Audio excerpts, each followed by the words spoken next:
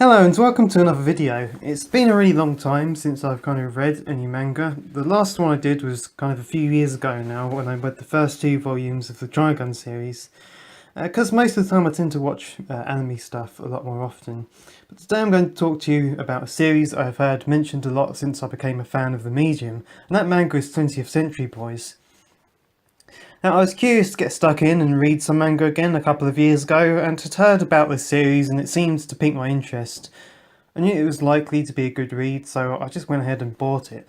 And then promptly kind of forgot about it, letting the first volume gather dust while I was distracted by other things.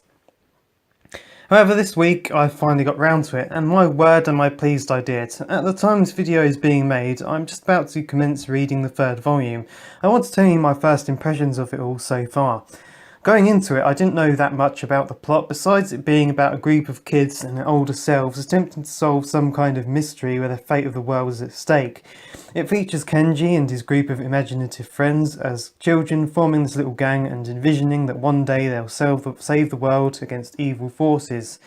And when in the present, in the now adult world, mysterious events start to take shape, linking things back to their little group as kids, and this all starts to kind of happen with Kenji seeing a mysterious but familiar symbol outside the house of a family who have all mysteriously disappeared without a trace.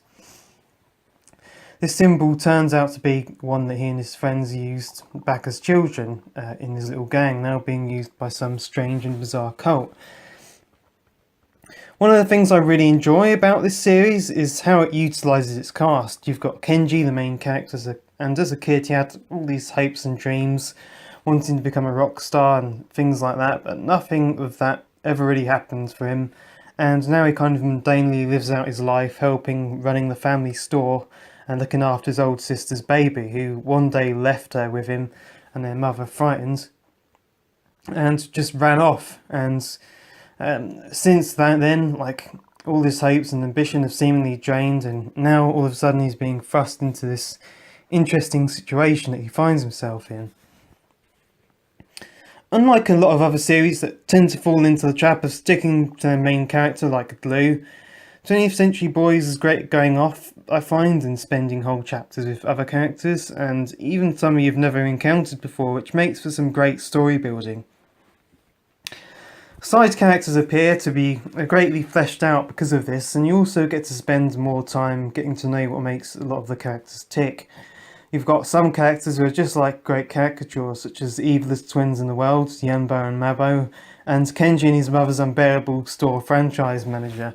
I really like these three characters. I don't know, they just kind of make it more... they've made it more funny and comedic for me in the kind of serious situation that the main plot kind of has. These characters really kind of help lighten the mood. There's some shocking moments already in what I've already read, and it just keeps making me turn for the pages faster and faster to find out whatever's going to happen next. I'm sure that there are going to be many more twists and turns to come. I'm actually kind of curious as to know how much more of this there'll actually be. It seems like we've revealed quite a lot of what's going on, even by the third volume. So seeing that there's 22 volumes of this, I'm interested to see what happens later on. And the whole story seems to be greatly reminiscent of works by the famous author Stephen King. This is by no means a bad thing, I must say. I haven't experienced too much of Mr. King's work, but it seems very familiar to works such as It and Stand By Me. The manga series, despite being successful, was never made into an anime, and I can see why this was, however, as I doubt the pacing would ever really have suited an anime series, and is why it was instead made into a trilogy of live-action movies in Japan. To anyone who's heard of this manga before, by all means I say give it a go and get stuck in. See what you think of it. It really does seem to me so far to be far worthy of all the acclaim it's received so far up until this point. I'll be back with a full review once I'm finished with the series, but until then I'll see you again soon.